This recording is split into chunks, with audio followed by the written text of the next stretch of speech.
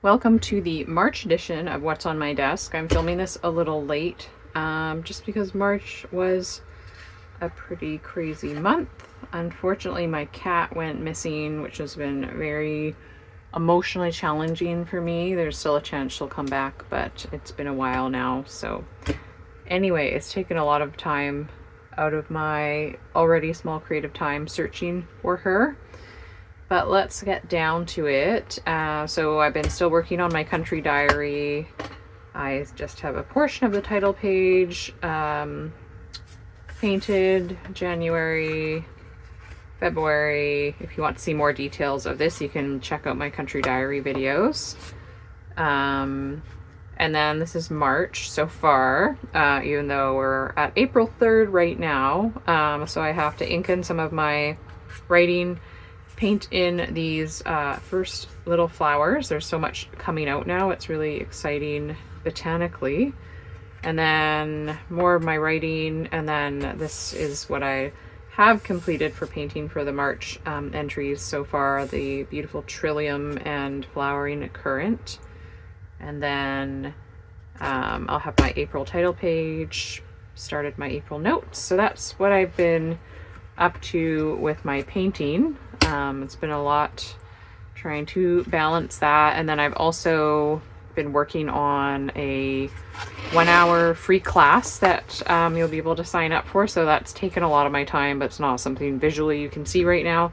So stay tuned for that. It'll be for people that want to sign up and learn how to paint a wild rose and just learn more about the 3-step method and have like a free little online workshop. The other thing I did was I updated my palette, so I did get a few new paint colors. I got Wisteria by Daniel Smith and Prussian Blue. I got Prussian Blue because I wanted to mix more greens from yellow and blue, so there's Prussian Blue. And then Wisteria, I got this, even though it's semi-opaque, so it's like half and half with not fully transparent basically, but a bunch of my other colors are not fully transparent as well. But I replaced my cobalt violet with Wisteria because the cobalt violet just lifts and granulates too much that it's really hard for painting flowers. So I haven't painted anything with it yet. I have swatched some things and it's really nice, so I'm excited about that.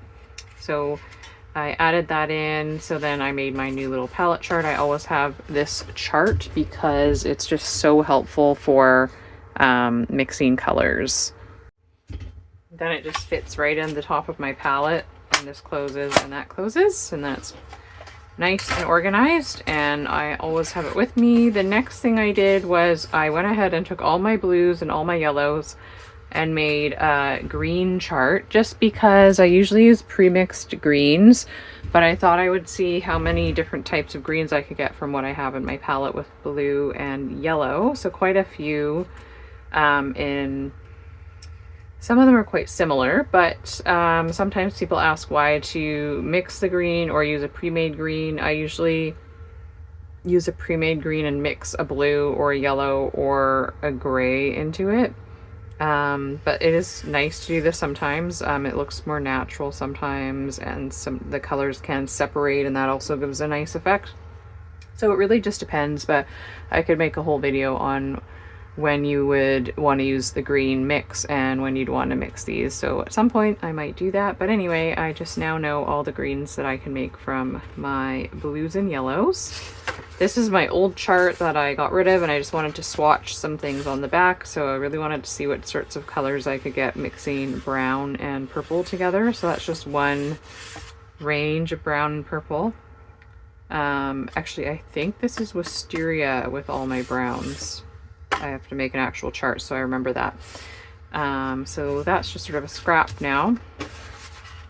And then this is just my little notebook right now, and making a list of things I can make for little 1-minute classes and shorts, because YouTube really likes shorts right now. And also they're pretty convenient for me because I don't have lots of time with my baby. He's very active and awake. He does not nap during the day like some babies, so the only time I really have time to paint is if I get up way early before he wakes up, and or if my mom or my husband takes him for a little bit. So I have like a free hour or so. So yes, that was not what I expected. I thought he would nap to some degree, but if he does, it's usually just in the car or while I'm already driving. So that's all I have for my March update. I am looking forward to finishing up this March entry of my country diary. If you'd like to learn more about this, then you can check the links in the description below to other videos about it. And I will be doing a March country diary update video as well. And then I'll try and get caught up with my April content. Thank you for joining me, and thanks for watching.